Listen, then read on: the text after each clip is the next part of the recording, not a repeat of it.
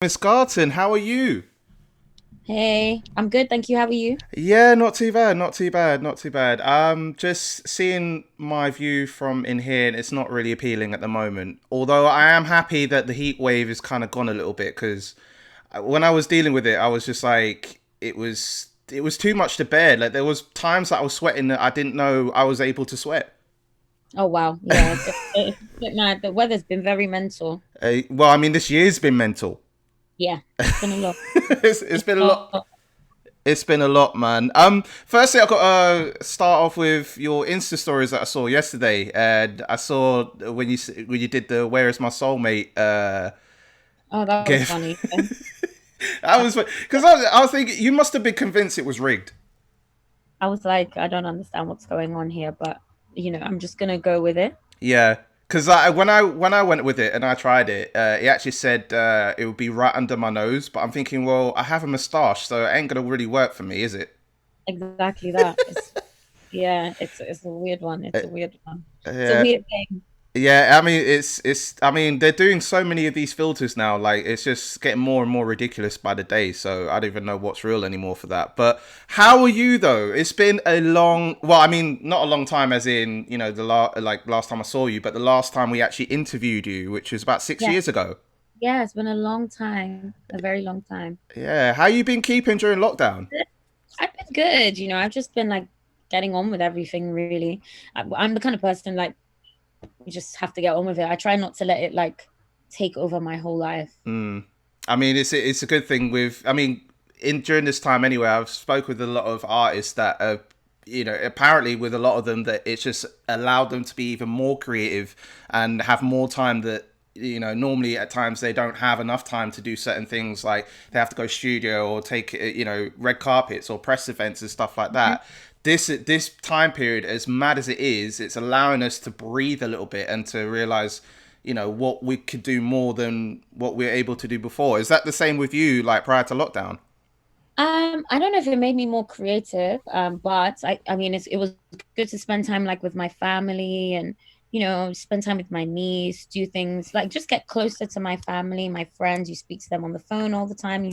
Find creative ways to make your friendships and your family relationships work. Because I found with mine, it's like I'm with my mum for the most part. So there have been times where like we play board games and we haven't done that for a very long time. So to have that connection and just be just have your time to yourself and be around your close ones and realize like how, how much importance there is to being close to those that are important to you. Exactly that. No, it's true. Yeah.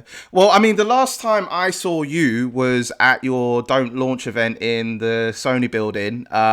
It was amazing, by the way. The fact it was an intimate setting. I like those sort of settings actually because yeah, you got like ones that are like loads and loads of people like crowded and stuff. But when you have like your core people, like people that support you, and also being in a nice like intimate setting that you get to digest everything a bit more. And Oh for yeah. me, like you singing on acoustic and go through sex and relationships, which was part of the event as Yeah. well. I still remember I saw your video that you had up on your YouTube not long after, and I I looked at myself and I thought, oh, I clown myself hard because Oh, I saw you in the video. Yeah, I think I remember that. yeah, because I said that it should take a few months, just to figure each other out and then kind of get into relationship status. And then I said I haven't been in a relationship for 10 years, and I got clowned and said, "Well, that doesn't apply to you." Then Yeah. I was like, "Yo, I was mad." No, it was a good event. No, it Mm, was we put everyone on the spot though. It wasn't yeah. just you. Trust me, No, I everyone. know, I know. Everyone got put on it. I Yeah, saw a lot of it was people do. it, it was good because I think it's like topics that a lot of people don't like to talk about. So Because for it's me almost and like my taboo. yeah, but my EP has a lot to do with that love, Mm, and in love comes sexuality, it comes freedom, it comes like heartbreak. So I think for me it was very important, like getting like the younger generation, our perspective, and just to get conversations going. I find that it's these are conversations we need to start having. Like we need to be open. 100%. And I would assume that obviously that was kind of what you intended for the event to be like. What made you decide that you wanted to have the don't launch in the way that you did? I mean, it's the first single from my EP. So I wanted it to be intimate, but I wanted to get like, key people in the industry involved. So like, they know what's coming.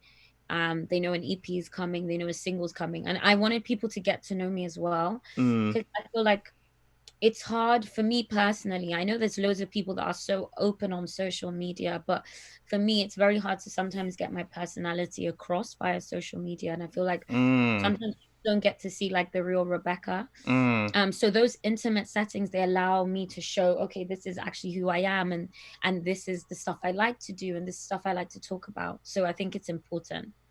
Yeah, because at the launch event, obviously we were just explaining that we were talking about like a lot of open stuff, and you were saying that you want us more to be open about our feelings, emotionally, sexually, all that sort of stuff, in relationships even. And I know that you've been in previous relationships yourself. What have you learned from those previous relationships you've been in, so that knowing when you go into a new one that you know in yourself what to expect when going into a new one, to say I'm not going to put up with that crap that I had from before when going into this one. I would say I'm still on a journey. Like for me, Mm, like I'm still on a journey. I've made many mistakes. I'll probably make many more. But I think what I'm realizing through like my family, my friends, and just people around me, I think self-love is so important. Like I think, and I'm learning, and it's only now that I'm learning to do that. I mean, it's been a long journey, but I think self-love, like loving yourself, knowing your value, knowing what you deserve as a person. Um, I think those are things that I think once you love yourself, you'll know what you are able to tolerate and what you're not able to tolerate. is that a thing, especially within 2020? Because obviously it's been a mad year. Everyone knows what's been going on. Has that allowed you to bring on a lot more awareness of bringing self-love to yourself even more? I would definitely say it's been the start. As I Mm. said, it's probably just a journey. I'm It's just just the start of starting it, yeah. there, but I think, yeah, I mean, obviously, Corona put us in a position where were at home for like months. So it's like you had to start something. So even like, working out or buying something nice for yourself, those little things are part of the journey. Mm. And as far as creating music, has that affected you during your time in lockdown? Like, has it been easy to create music, or has it been more difficult? I mean, obviously, you've got an EP coming out, which we'll talk about a little bit later on. But has it more? What's the situation for you as far as like being creative musically? I mean, for me, it was quite hard. I'm the kind of artist that likes to go to the studio. I like the studio setting, and I don't know how to record myself. That's the truth. So I'm not good with technology. I'm just not good with it. I can press the R button for record, space button for playback, and that is about it. So I mean, for me, it was quite difficult because it's like I really wanted to go studio. There was so much I wanted to talk about. I couldn't get into the studio. So that was very difficult. But immediately they sort of started lifting things. I was straight back in there. Mm. So, I mean, during your downtime, obviously, you were mentioning you're around your family a lot more, around your nieces a lot more. So allowing more time for yourself a little bit. I mean, in general, like when you're not doing music or when you're not focused on it, like, what's your downtime like? Are you like, watching Netflix? Are you catching up with friends? Like, what's the normal day in the life of Rebecca outside of music? I'm really super chilled. I'm a homebody. I love being at home, but Mm, obviously don't get me wrong, I love to go out with my friends as well. So it's a bit of everything. Like on a chill day, I'll be reading, cooking, watching Netflix. That's like a chill day, playing with my niece. That for me is a chill day. Obviously, if I'm like I want to go out with my girls, maybe a nice restaurant, a bar. I'm quite I'm quite a relaxed person. I mean, the Rebecca before was very much every day wanted to party, but now I think I'm just at in a point in my life that I just want to relax and be around like my loved ones, to be I'm honest. kind of similar actually, because like I remember, like, I'm not trying to admit too much of my age here, but I remember my younger periods. I was always like, in the clubs every 2 weeks with my best friend, and wanted to turn up and see my friends Mm, regularly. Now it's kind of like I don't necessarily need to do that all the time. And the thing is, the hangovers for me now are catching up with me much more when I have yeah. drinks. Yeah. I think I'm happy to go out once a month. Like I think maybe once you do clubbing enough, it's the same music, it's the same people, it's just the same. Yeah, it's just, I mean, unless they do something completely different. I mean, obviously, clubs are, shut at the moment. A lot of music venues are closed as well. Has that affected you as well, like in terms of like performing? Because I know, like, you like to perform I as was well. yeah, Has that affected you in any way? yeah, 100%. I was meant to be touring, having my first headline show with my EP. I mean, we're still gonna see if we can try and do something, obviously using the whole social distancing. Mm, We're still trying to play by ear. Hopefully, my EP should be coming out October, November times. mm. So we're trying to figure that out. Well, I mean, I'm hoping that, at least even hoping in 2021, like a lot more things tend to lift up again because obviously, Yeah. in the music industry in particular, creatively, it's been a struggle, for a lot of artists. And a lot of artists tend to rely on their songs or, what I mean, or streaming or them sort of ways to get by, I guess. So I guess that's similar in your case. Yeah. It's a very difficult time for artists. I mean, creatively and financially. I mean, Mm. tours. A lot of artists live off their summer tours, live off the festivals, and it's definitely a hard time. Check on your artist friends. To be fair, check on your creative friends. What I say. Yeah, man, for sure. Were there any festivals as well that like you were meant to be a part of for this year? Yeah, there were quite a few actually, but yeah, so Well, it's all up in the air, but like hope fingers yeah, but crossed with your hopefully EP next launch. year. You know, the last time we spoke, like we mentioned, was 6 years ago with my presenter Neha. Big up to her. And we were in Brixton. We are in an Yxng Bane restaurant. Big up to Chris who sorted us Yeah, out some I food. remember. Yeah, Yeah, and you had like darker hair that time. I remember. kids. I had dark hair, I had black Yeah. hair. And, a lot of people will know this already. I know you mentioned it in a lot of interviews you've been doing. You've been speaking on Crept Conan, working on their album, featuring on 3 songs. Obviously, we know about that. Them thinking you were Janae Aiko, but they put you on for the project. And then obviously the first project that we were aware of with you at that time was Voices. Yes. And you were actually one of the first people, in terms of like from the beginning stages that we got to speak to Mhm. pretty much the beginning of your journey. Yeah. I mean, 6 years have gone past now. We're at this point now. We're chatting again. What would you say has been the biggest lessons and challenges in getting to this point where you're at now? Don't feel pressure.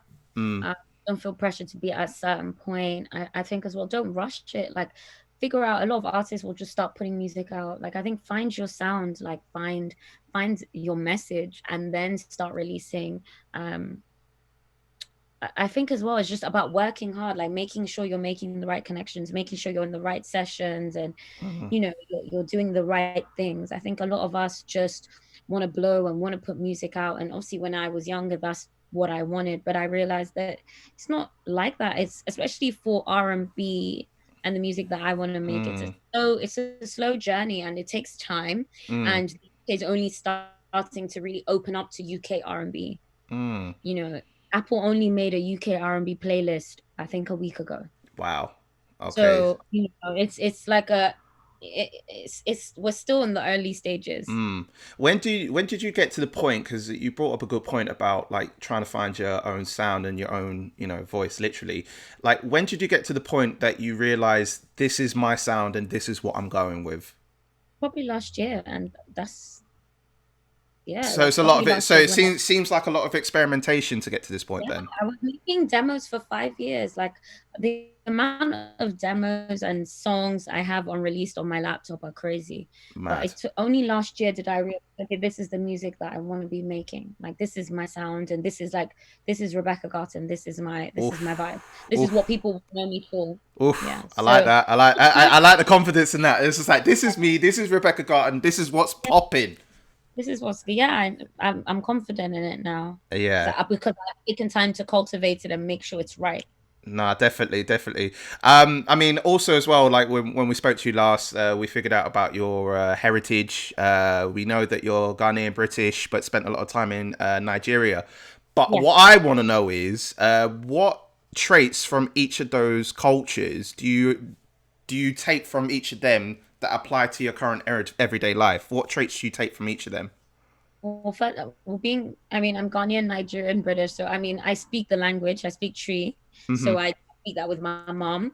I eat the food, we eat Nigerian, Ghanaian food all the time. Like most of my friends are Ghanaian, Nigerian, so Mm. I can't get away from it, to be honest. It's probably more, what do I do that's English? Because even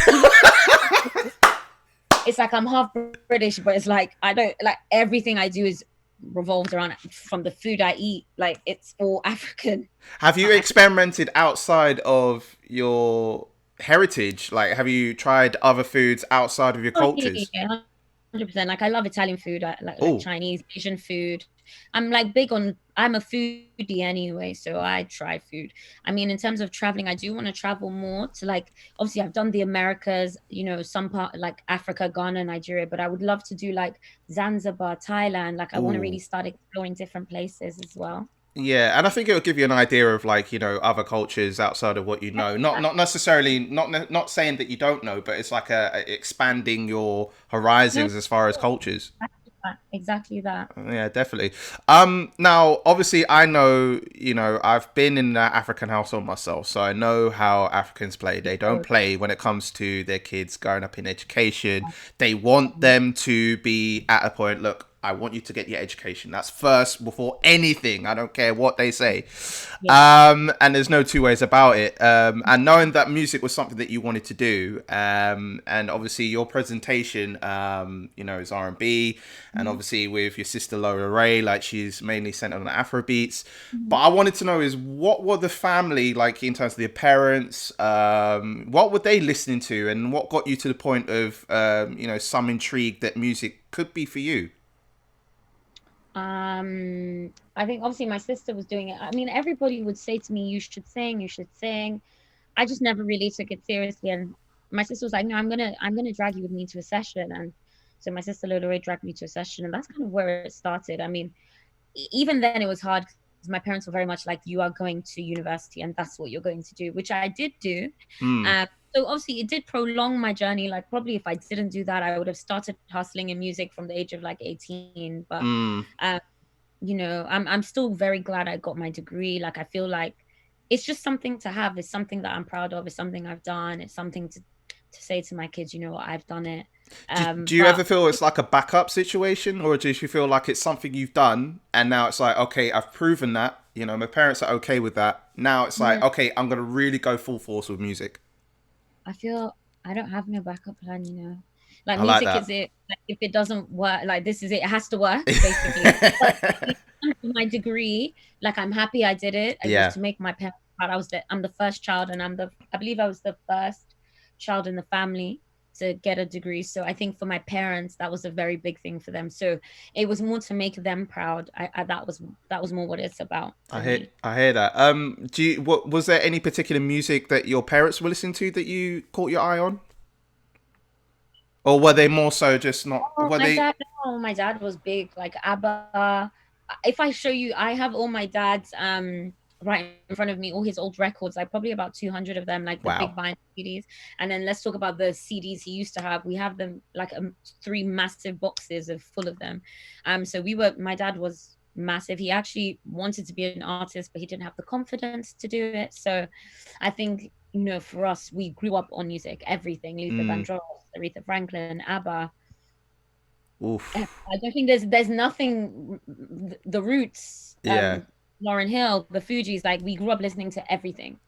Wow. So, I mean, because that's what I wanted to get to, because I was wondering if, obviously, because your mum being traditional and the fact that she wanted you to get educated first before going into music. So, I Mhm. wasn't sure if you guys were already a musical background before you got to that point. So, that's why I was asking if Yeah, your yeah, parents were exactly. into music Yeah, just as they much as you were. were. We grew up listening to it. We didn't have a choice. My dad had like the massive boom speakers. They coming back from school, and they would always have like parties. So we would have a lot of African artists. So Okay. Okay. like Kuti, Lagbaja, I don't know, the African artists, and they would have like dinner parties, and then all these guests would be there, like so we were always around it. Like we didn't, yeah.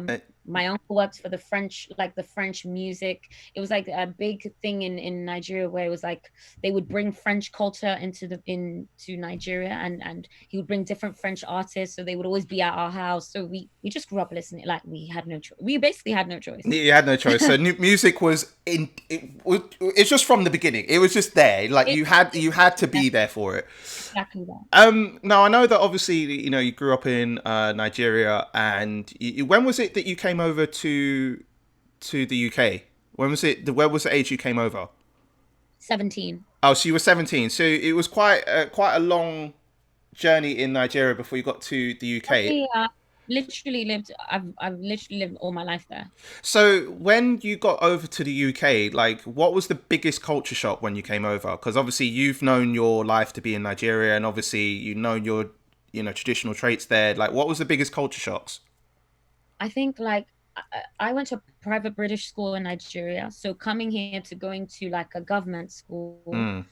it was and I didn't go to like the nicest ones Oh wow. because I came in October, so all the places had been taken in all the schools. Oh yeah, because it would have So been they September when I people literally, were going into schools then by then. yeah, I couldn't get into a grammar school, so I literally was like my school was it was hard knock. It was a lot. Wow. Like It was proper it was hard knock life shit.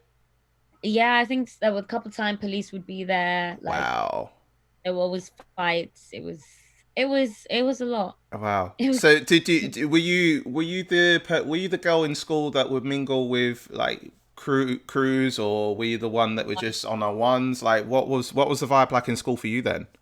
when I first came, I mean, everyone was kind of nice because it was like, oh my God, you're mixed race and you're from Africa. This is weird. We've never seen this before. Like, I think they were just a bit like, oh wow, this is very different. So it was like people were like, oh, who's this girl? Like, who's this person? And then, I mean, I had like little groups that I was friends with, but I wasn't open. I wasn't happy about living here. So for me, it Mm, was kind of like I'm only really in this friendship group because I have to be. It's not because I genuinely want to be here. mm. I kind of more like a yeah. I So mean, would but I you? wouldn't say Yeah. crew. No, go on, go on. No, no, no. I wouldn't say I hung out with crews. I was just more. I was just there. Yeah, so you were just there. So if it were to be that you But didn't force yourself to make clicks, you would have just run on your ones and just cracked on your business, basically. yeah, I mean, there were a few. Like, I have a friend that is still my friend to today, Ayana, from secondary school. She was probably my only real friend, which is so different because before then I'd never had a Caribbean friend. I'd never even met a Caribbean person. Wow, So she that's was my first. interesting. Yeah, Yeah. so it's only now that Caribbeans are now moving back to Africa, but before it wasn't a thing. Hmm. And so like she even now she's still like my friend. Yeah, whether like she was a friend. So what do you take from her as far as her Caribbean roots? Because for me, outside of the channel, I actually have a podcast where I'm exploring my identity that I'm lost in, because I'm mixed Caribbean, but my dad has never been around. So this is an ongoing journey that I'm going through. So to ask you then, in terms of your Caribbean friend that you've known the longest, like, is there anything you've taken from her, like you've learned Caribbean traits that apply to you? Yes, I mean now most of my friends are Caribbean. So it's like it's weird. I mean, I love Africans are weird, especially African women are taught to be very submissive, very calm. I love the fact that Caribbeans, they say what's on their mind. Like they speak their truth. They're very, very much like, I don't care. This is who I am. Take it Yep. or leave it. Whereas Africans, I find most of us are more people pleasers. It's more, Mm. the right way to do it. And I love how unapologetically they're just themselves. Like it's just like this Yeah. is who I am. So And do you find the chance in learning that you can rebel against certain things that you thought that you couldn't do before? So are you just more like, oh fuck this, I I'm mean, gonna do it like this now?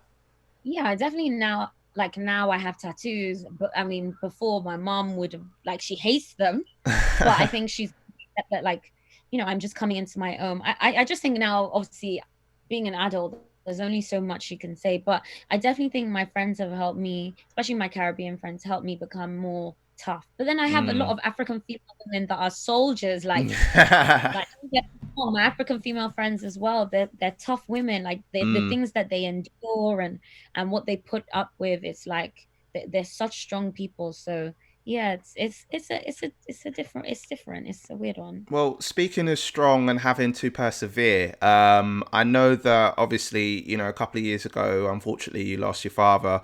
I did. I I know did. for me, last year, I can say as well that I lost my grandmother back in March, and then Okay. lost my great grandmother a few months after. So that was already like a punch twice to the face Mhm. on that. So Yeah, yeah. I know exactly how you feel on that. I know the feeling of how difficult it must have been when that time period happened. Did that detract you away from doing music for a while based on the fact that, your dad had unfortunately passed? No, yeah, definitely did. Like, I mean, at that time, I mean, I did quit music before he passed to take care of him because, um, yeah, I just wanted to be there. I mean, they told us he had 5 years to live, so I did think I had time, but we didn't. We only had a month. Mm, So he was taking off that time to make sure he was all right. And then obviously he did pass, and for me, it was the reality is I didn't really want to do much. I mean, he was the probably the biggest person in my life. So losing that, you lose a part of yourself as well. And so getting back to music, it took a lot. I don't think I really started doing music again. The Krypton Conan album came out after that, and I think mm, I got into a session probably a month after he died, more so because everyone around me pushed me to do it. And that's when I recorded the first hook. mm. Um, and obviously then because of the how well that went, that's when I started sort of getting into things again. But yeah, it was probably because of that that I started sort of thinking, oh, maybe I can do this and maybe I should go through with it. But it's very tough. Because I heard that your dad was really supportive and Yeah, really pushing you to it continue was. to do music. Like, was there anything was there anything well, I wouldn't say meaningful, but was there anything in particular that stood out before he passed that got you to the point of like, I can actually do this? Hmm. Not that you couldn't in the past anyway, but I mean, like, was there No, anything that pushed you further? I think obviously the day before he passed, luckily I got to speak to him. He actually pushed me to go to a session that day. So I actually didn't get to spend that much time with him. And Mm, he did, when I got back, I rushed to the hospital to say goodnight. And he said to me, like, just make sure you keep going on with the music. Like, you have mm, a gift. Like, I want you to keep going on. And for me, now that is sort of my driving force. Like, I know, mm. like, if at his dying moment he believed it, then I know that he must be, smiling upstairs and looking on you and say like, I mean, keep going, girl. The ones there. yeah. Seriously, like, that must be a good thought in your head to go like, your dad supporting you that much that he's looking over you and seeing all the good greatness that you're bringing out. You know Yeah, what I mean? exactly. No, You know. I'm sure he's. He's smiling for sure. I heard that like there was a decision you had to make because you were doing medical finance, I was, and you had to go into a decision into either continuing that or going full into music. yeah. Talk to me about that time period, because I know for a lot of artists they're not. I mean, some artists are willing to speak out on certain things in terms of like what they were doing prior to music, but a lot of them tend to hide away because they want their focus to be purely on the success of their music, but they don't really speak out in terms of like the grind to get to that point. So talk to me about that decision that you had to make from going from medical finance to going full on with music. So for me, obviously I'd worked most of my life. Like I had like 3 jobs. I used to do the doors as well, not security, but guest lists around clubs in London. So I'd go from my 9 to 5 to doing the doors and then to studio. So I was literally not sleeping and I got really, really sick. Mm, And so I kind of then had to make a choice what to do. And for me, it was like, obviously, I'm sure every creative understands this. Like, you want to be financially stable, you want to pay your bills, but you like it's such a hard transition. So I went to part-time hours, mm, still doing the door, still doing, medical finance, still doing music. But then it got to a point, it was kind of like, look, I couldn't give my all to my job and I couldn't give my all to music. So sometimes I would be in, for example, I got invited to do BVs and sing a hook for quite a big rapper. mm. Um, Who was this rapper? Young Bane for his album. Ah, nice, nice. This was quite a while ago before I got signed. But because I was at work and my manager was not going to let me go to the studio Mm, and record, they don't care. I missed out on a fantastic opportunity. I could have been on mm, his album potentially. mm, So for me, that was the moment that I realized that I had to make a decision, even if it meant that if I have to be poor, then I have to be poor. mm. I, And li- I was willing to sacrifice that, knowing that I would be okay in the end. I love the fact that you're speaking your truth about that because, like I said, a lot of people are, pretty proud to not speak on those particular things because obviously it's something they want to leave behind, which I get. Obviously, Mm. they got to a position where they're, big times now and whatever, that they want to leave that in the past. But I'm glad that there is some truth to it, like, and if more artists were willing to be open about certain situations, and obviously that would give us a context of what your past is. Of course you would speak that in your music, but if you spoke about that in a way where like it's not impeding but at the same time it's your truth, then let it Mm. be known so that people know Yeah, your story more. yeah. No, Yeah. I mean, you should just be honest. I find that like before I used to be quite quiet, not really wanted to say too much, but I find that the more honest you are, the more people really get to know who you are deep in your core, and then they, it adds value to you. People then understand your music probably even more. 100%, 100%. I mean, because I know when you first came back into the fold, you did same old shit. I did. So that was kind of like your reintroduction, so to say, like bring yourself back after a brief period. And then obviously we know from before that you did voices. Was this like a refresh start when you did same old shit? And obviously we were talking about like you gone back to the studio not long after your dad had passed. Was this all a refresh for you? It was to an extent. I mean, I probably had these songs. I can't remember that far back, but I probably had these songs from before just sitting there, and I just thought, do you know what? Like, I need to put music out. Like, how are people ever gonna know who I am? So at that point, I was just kind of like, let me chuck things out, and then I realized after doing same old shit. Obviously, I was doing a lot of. I was probably doing a show every other day at that point, Mm, like little shows to get my name out there. mm, And I realized I didn't really have a plan and I didn't have any guidance. I didn't know what I was doing. And that's when I started to think, okay, I need management. And, a couple years after that, it wasn't easy even finding management, especially managers that you can trust. And, I went through a lot of ups and downs with that. And then obviously now I'm with my two managers, Sam mm. and Shakayla. Um, and it's just the right fit for me. Like it's been a journey. It's been a journey. It's a continuous journey. And it's a beautiful journey because obviously there's highs, there's lows, but the journey Oh still yeah, continues. So, highs and um, lows. Yeah. and I know that it was from this point that with always that you had out afterwards, and then obviously continuing with don't. I noticed that there's a lot more slay and sass. You know what I mean, coming from you. I noticed there was a new confidence I was starting to see, and Yeah. obviously you were just slaying, girl. You know what I Thank mean you. in those videos. I'm thinking, yo, this is the beginning of what the confidence we're building to it now, and I'm loving that. Was that a conscious decision to start thinking, you know what? All right, I've done music for a long time, but you know what? Let's step it up a bit. Yeah, let's show them that I've got sass, I've got slay. I'm gonna bring it to them.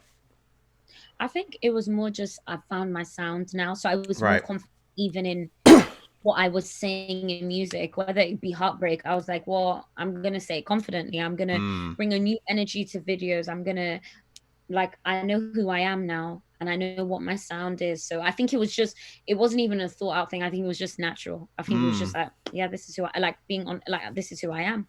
I love that. I love that. And obviously, and what I've heard with Don't is that you wrote it the day after Valentine's whilst you were in LA, if I'm correct. I think it was on Valentine's Day, Oh wow. actually.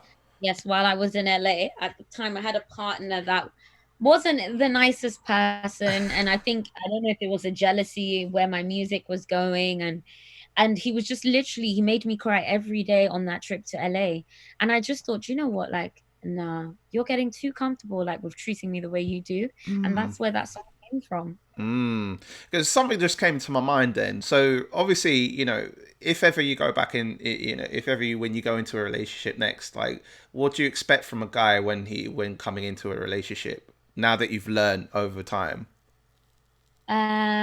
what do you I look would say, for? what do I look for? You know what? For me, it's just about someone with a good heart. I Mm, think I want someone that knows God as well, Mm. regardless of So your God religion. fearing. Okay. I want someone that's God fearing, knows God, loves his family. I'm a family person, so I need someone that loves his family, like Mm. has a good relationship, close relationship with his family, Mm. and just a man that knows how to treat a woman right. I think there's a lot of men that think they know how to treat women right, but don't actually know what it takes to, number one, make a woman happy and feel reassured and comfortable. There's a lot of layers to the human being, to any, whether a man or woman. And I think a lot of I would pray for a man that has understanding. Because Mm. I think once you have understanding, a lot of things become easier. Mm. Preach on, girl. Preach on. Preach it. Preach it. Speak it to the universe. It's gonna come. Yeah, no, Love no. it. Love it. How was it opening for Summer Walker on the tour last year? It was amazing. It was amazing. I mean, I did quite a few that year. So I did Pink Sweats, Summer Walker, and then literally right after, a month later, I did May Muller. Um, and so Summer Walker was like, it was just like, oh my God, like I've Yeah. listened to your album, like I love you. And then my family, my partner, my cousins, everyone came to watch. So it was like the first time they'd watch me doing like a big show. And Mm. so for me, it was just like, wow, like everyone I love is here, and it's like they get to share this moment with me. It was really good. Did you get to talk to Summer Walker? Was there any advice parted on to you? Did you have any conversations backstage? I think I briefly said hello to her, but I think she was about to go on stage, so we didn't really get to have a conversation. But I did speak to a few of her crew and stuff, and they were really, really lovely people. Mm. Everyone was really lovely. Could we expect down the line that there could be a potential Summer Walker Rebecca Garton That collab? would be dope. That would be really dope. That would That be would be dope. And in both your voices, like in sync, just that would be kill him. dope. That would just Yeah, kill him.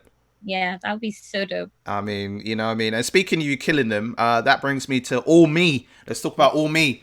It's a mad banger, first of all. Thank And when I saw the video, I felt like, is this Rebecca Garton? What one? you. What?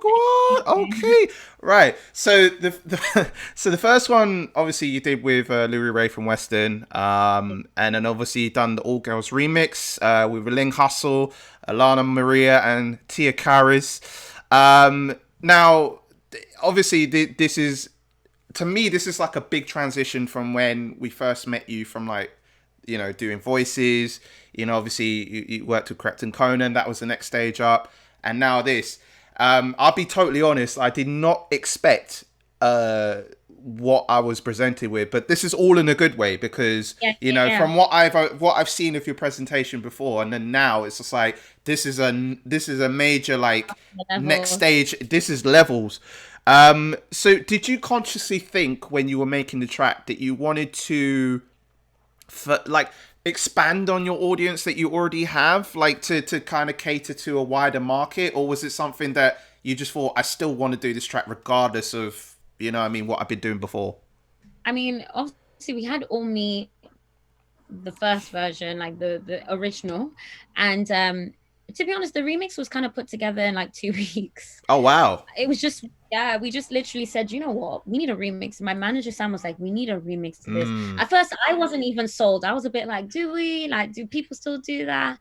And he was like, no, no, no, we need a remix. And then we came up with a concept about like having, because at the moment Black Lives Matter is such a big movement, Of and I course. think it was very important for us to like have strong Black women, Mm. because the men are moving in the UK, like drill, rap, it's all moving. But for me, it was like, no, we need amazing, solid Black women to be to we need to show a united front for the ladies, especially the women in R&B. So Mm. that's what we decided to do. We were like, no, this is like this is what we want to do. I It mean, wasn't yeah. so much an audience; it was more the message. Okay, I see what you're getting at, and obviously the confidence in the video for you was on a next level. Like, and it looked like, to me, it felt really natural. Like you gave sass like no man's business.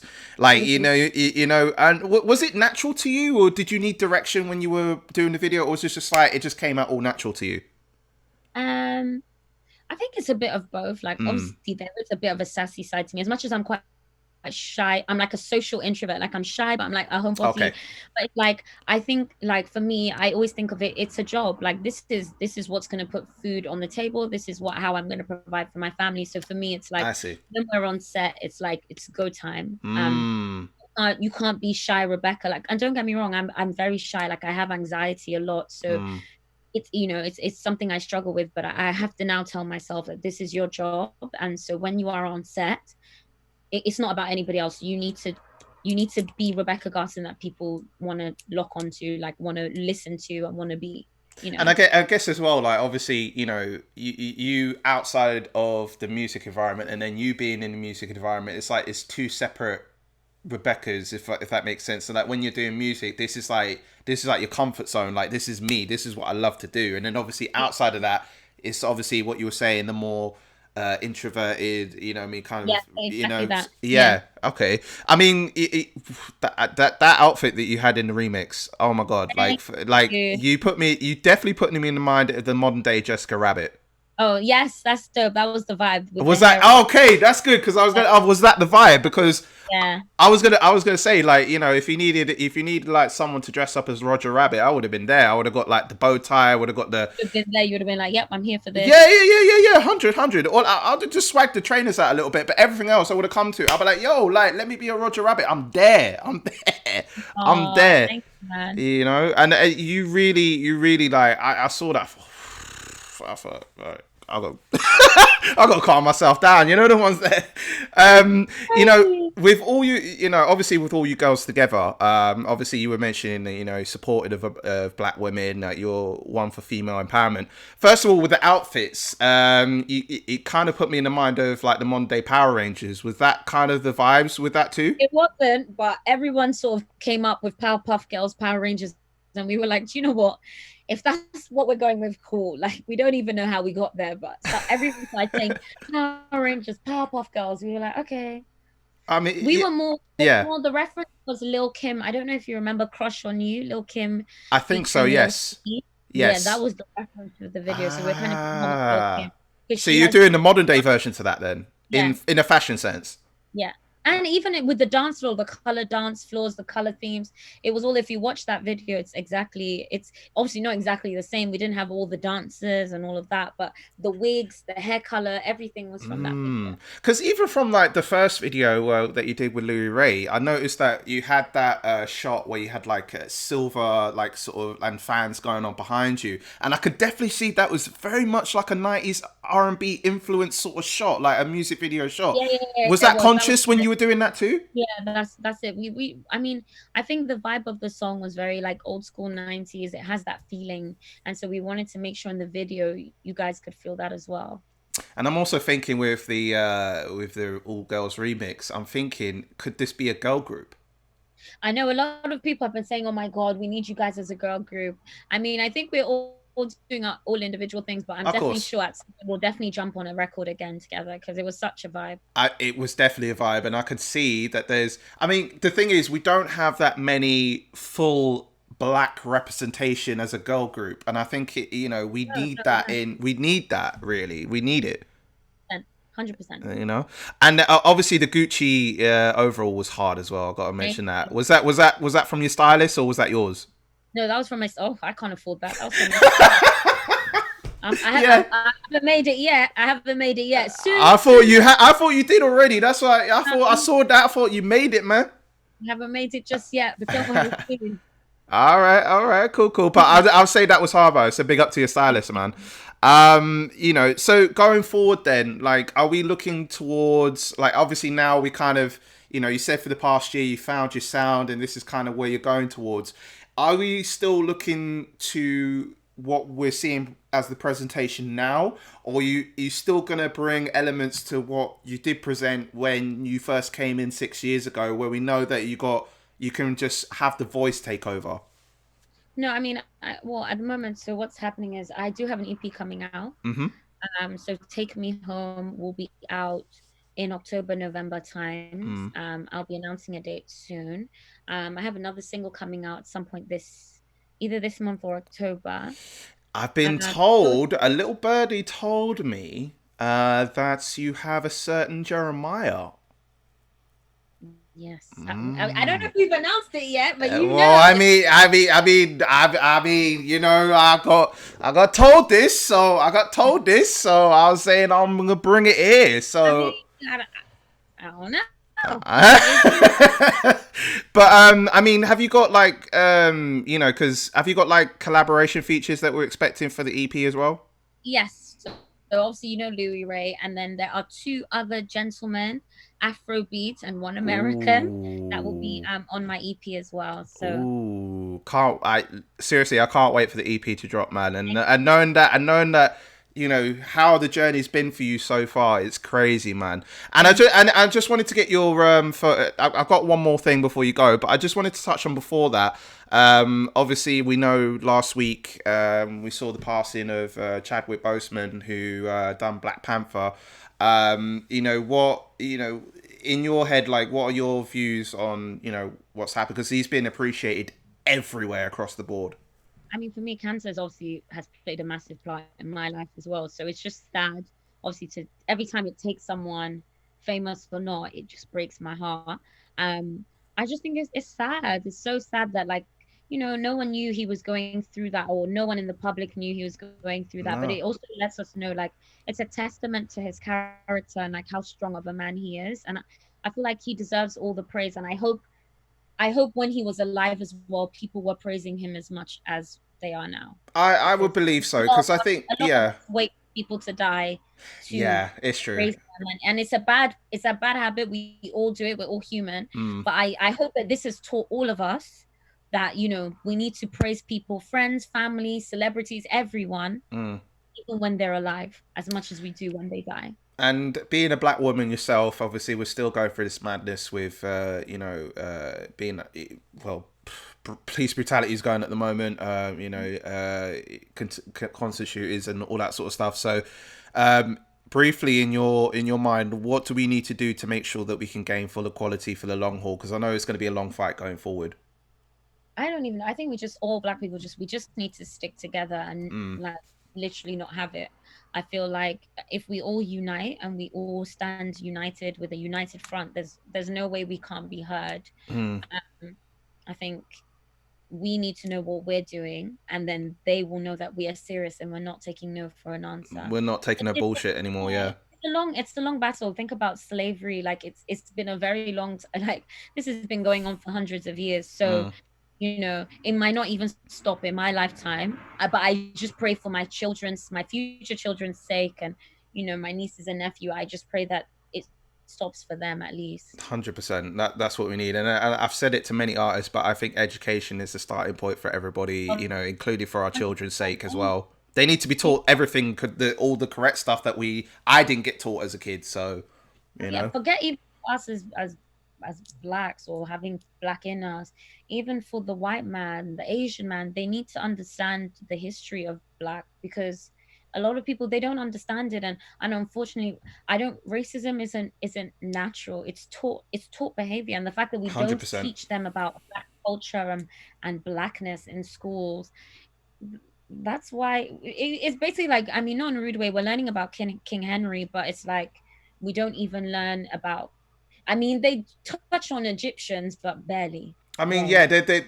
there's bits of Martin Luther King and Malcolm X, but that's as far But as what it about goes. What Mansa about the Musa? other? What about the other Yeah, like black was like representations that got us to where we are now? yeah, Mansa Musa was a billionaire in Africa, and they don't even, most people would not, I don't even think some black people would even know who he is. Like, and that's so sad. Mm, These are the things we need to be teaching in schools, mm, as well as King Henry, because I'm not opposed to that as well. mm. But let's teach everything so it's fair. Yeah, it's equality from the jump across the board. So we're learning about white culture, black culture, Asian culture, Let's all of it. let's So then we can settle all get on. society, You and know that's that, where as the famous quote, "Can't we all just get along?" that's Simple, the truth. simple. That's the truth. Well, before I let you go, just one final thing. Well, for everyone that I speak with, I'm a bit of a Twitter stalker. Okay. Okay, so I know that you've been tweeting quite recently, because I know that Yeah, I before never you, normally do that. Yeah, but no, lately, but later you have. But like, I just wanted to get into a few tweets that you sent, and just have a bit of fun, just to get some meaning of what further meaning of what you mean. Is that cool? yes, go for Cool, it. sweet. So well, obviously the first one you stated was, I think Twitter may be a new thing. You guys are nice. So Hmm. obviously that's the beginning stages of it. Um, The next one, there was a fan that said, I've been asking myself the same question. I feel like the love and understanding for drill music just went past my head. And you said, I mean, I understand that it's a turn up, but maybe I don't get the deeper meaning. I really want to get it. Yeah. Because you've been quite vocal about trying to understand drill music. So what is it about drill music that? Because I heard that you mentioned that, if I got into drill music, then the likelihood is I will blow up much faster. Well, real. I mean, females in drill are probably blowing up a lot quicker. You could put out a freestyle and it will blow up in a day. But I think that's because I'm learning to understand. People have actually spoken to me about, and I'm all here for learning. I mean, people have literally said to me, I mean, it's the culture, it's what a lot of these kids are going through Mm, in their day-to-day lives. So that's why for them, drill is a big part of their lives because they understand, mm, they live that life. Not, I sing R&B, and not people, let's be real, in 2020 they don't want to talk about their feelings and their emotions, and love is something that we is a bit of a taboo. Like, even to love a girl, it's all like using people for money and all of this new city girls life. So yeah, it's like, and if they're talking about girls in drill music, it's like, oh, how big their back offs are, or whatever it is. yeah, but that's the life that most people are living. It's like love isn't, if we were spreading love like R&B days, that's because love was the language. Like, it was all about love and sexuality and feelings, but that's not the generation we live in anymore. Yeah, And because I, drill, I I think emotions almost come out of that as well. Because let's be 100% real. People just want to bang, but not not bring the emotional element into what's going on for real. You know? because a lot of drill, I guess it's also, I mean, what I'm learning, because I didn't really understand the language. That I didn't know it was, because people say it's violent music, but as I say, it's not. I wouldn't say it's violent. It's just, it's these are their lives. This is what they're going through, So and it's, this is their it's true to outlet. It's them. almost like a diary for them. Yeah, it's a diary. So it's You like, know? is it violent? Is it just them telling their truths? Yeah, and to be honest, for me, I like certain drill. I like certain drill, like but I'm not like I'm still learning about drill as I go along. Like So I've am I. That's why now I'm not. Before, I used to be like, I don't like it. Now it's not that I don't like it. I'm learning to understand it so that I nah, can appreciate it. Because it's 100%. music. So I'm learning to appreciate it. No, 100%, 100%. Next one is I don't understand people that hold grudges. Once it's the next day, I've let it go. Yeah, I'm not a grudge holder. I'm just, I unless you do something terrible more times, I'll call you the next day like nothing's happened. But a Yeah, lot of people I'm realizing are not like me, and so yeah. I I mean, think, everyone's different. I mean, sometimes there's bits in my life where I'm thinking like I'm still holding a grudge, but why am I holding a grudge? Like, I shouldn't have to. you It's just start like, you for more times, like when I used to hold grudges, I would forget even the reason why I was mad. And I'm like, I just think that life is so short. And I feel like what 2020 has taught me is like, I may not wake up tomorrow. And I don't want to be mad at anyone. I actually don't true. want to be mad at anyone. And that's not how I want to personally live my life. So You definitely it's sound like good. my mum because she's pretty much the same way that how you look at it. She doesn't hold Yeah. grudges for anything. No, it's a choice I choose to make. Sometimes I would say I can choose to love you from afar, and that's not me holding a grudge. That's me saying I can't have you in my life, but I can still love you from afar. Like, I can still True. check in on you, but I can't have you as an active part of my life. True, and I'm And that's still learning that anyway on my part. Next one is I feel like with music sometimes you can't win. It's not about good music anymore. People want to know your whole life. So basically, I have to be an influencer before people stream my good music. Damn. I know that got on a blog or something, I think. But I think that it seems like now it's not so much like back in the day. There was no Instagram, there was nothing, and people didn't know what Sade was doing or what Cher was doing, or all of these things. You But don't now, really know what Frank Ocean or Bryson Tiller are doing. and that's what I'm saying, and that goes to show, like, sometimes your label will be like, oh my god, people don't really know who you are. We need you to do a vlog, we need you to do this, we need you to talk about this, go let them talk on the camera, talk to the camera more.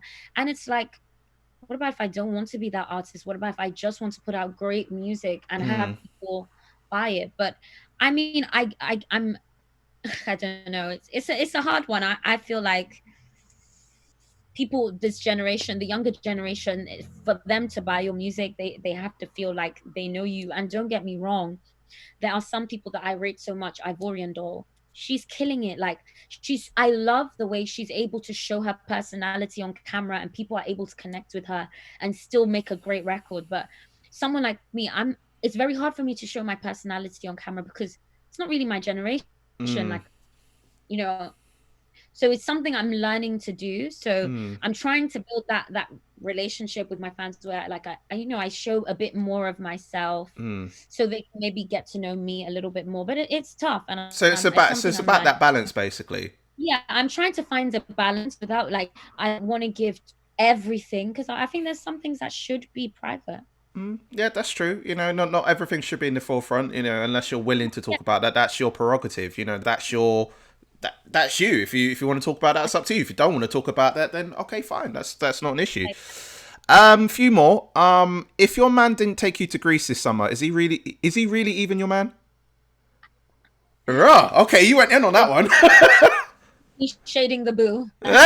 No, nah, because you know what it is? I always see girls like, oh, if your man didn't do this, is he even your man? And so I thought about it. Well, every woman's in Greece. So if your man did take you to Greece, is he your man? Well, I don't understand. Rah. But for me, I just think that's how our generation is. Like, if your boyfriend didn't do this for you, but someone else's man did it for you, you would automatically be looking at your boyfriend sideways, and it's not really that. Oh, I see. So it's kind of That like if was more of someone a else did digression. something I for was you like, that your man is supposed to do, then it's kind of like yeah, you're looking at that person much more in a yeah, different light. but we couldn't. But I was more trying to touch on, but that's how our generation is now becoming. Right. It's almost social media. If you see this happy couple living this lavish life, then you automatically think, if my partner's not doing it, then what is he doing? But it shouldn't be like that. At all. I like how you said at the beginning, no shade, boo boo. Yeah, no, no, I was throwing some shade. You know, Okay. Next one is why is it so hard letting people go? I struggle with that Mm, naturally because I'm a very sensitive person, and with me, when I love people like my family, friends, partners, like I don't know how to do one foot in and one foot out, and I think mm, our generation is a very one foot in, one foot out generation, and mm. that's for me. I'm just not like that. When I love completely. Same here, actually. Like, I think though, I think it's the more generations have gone on, the more the less romantically involved we become. I think Mhm. because I 100%. know with like I know with certain parents that have been with each other for 20, 30, 40, 50 plus years together, and this Yeah, was before the time of TV and even social media, and it's just like now we look at things, we have like apps that we can go left, right, left, right. Do you know what I mean? We have yeah. I feel See, like we have too much of an option. That's the problem. no, 100%. I agree with you. You know. I think right now the options are is just too much, and then people don't. It's like we've lost the value of love, but then it's like there's a lot of single parents, so it's unfortunate, but a lot of us are not seeing what love is in even in our homes from That's true. like with the mom and dad love, and that's not a bad thing to the single moms or single fathers because they're doing their thing and I'm sure they're trying, 100%. but it's still like I think things were different for our parents and their parents because people stayed together, good or bad. Like Mm, divorce wasn't a thing that happened. It was like, okay, good or bad, we're gonna make this work because what is divorce? We're not gonna do that. we're gonna keep together regardless of Yeah, that, and and exactly. I And I mean, respect. yeah. And I know there's things with arranged marriage and love marriages and stuff like that, but that's another conversation altogether. But at least, like, I don't know. Let's see how love goes in the next 10, 20 years. Let's see where we're I at have by then. faith. I have faith. I Uh, have well, faith. Good. well, I know you're in your mind thinking, "Where's my husband?" and I'm thinking, "Where's my wife?" So there you go, there you go. Last one is: it seems our generation find it easier to not care than to actually have a heart. Yes. Again, it touches on everything we've been Yeah, that talking we're about. I talking just about. think, yeah, I just think, it's like we would rather act like F love and oh, I can't love, like I can't give no woman my heart, I can't give no man my heart. I'm just here for my peace. But that's unrealistic. And it's Mm, like, why would you want to live a lonely, half-hearted life? Like for me, call me soppy, call me emotional, but I want to, you know, have a person that I'm building a home with, an empire with, love with. I want my children to see mom and dad are in love with each other and you know this is what it should be. And I just think our generation needs to stop being so cold and ruthless. Yeah, It's yeah, very yeah. Stop being so generation. dead, man. Like, allow things to happen, man. Like, see you younger generation, yeah. And I'm not trying to say I'm an older in this, yeah, but just allow yourselves, yeah. Don't feel like this pride in front of, oh, I can't do this because it makes me feel less of a woman or a man. Like, fuck that shit, man. Fuck it. You know what I Honestly, mean? it's just Life's too short. that's what I'm realizing. Life is too short. But I hope people, everyone gets. Maybe it's because I lost my dad. That's Mm, when I understand life is short, and I'm not. I don't. I tell my family every day I love them. I tell my friends I love them. I tell my partners like. Well, my partner, I said partners, but like I'm very open to like I will let you know this is how I feel because I don't want a day to go past that. God forbid, you don't wake up the next day. I don't wake up and you don't know. And mm, maybe because I've gone through such an extreme loss that mm, I'm able to just be like, you know what? I'd rather show my emotions and get burnt than never mm, show it and just live a cold life. So, mm, I obviously I don't want people's parents or anything to die, but I think for me it was loss that taught me that lesson. So everyone mm. will have that lesson at some point in their life, whether it be loss or whatever, you know? Yeah. Preach it. Yep. And on Yeah. that note, and I think, everyone's been taught a lot today, especially about, I've learned a lot more about you than I did 6 years ago when Thank I you. first met you. So, I mean, Rebecca, it's an absolute pleasure. Thank you so much for chatting with me. I know we've been shooting shit for, well, pretty much an hour now, but I enjoy this stuff. So, thank you Yeah. so much. And hopefully when COVID shit passes over that we could do this again, but in person. I know. Um, Right? I know. Yeah, and hopefully, maybe even like see a little 1-2 studio session, see what you're up to and 100%. whatever. So yeah, man.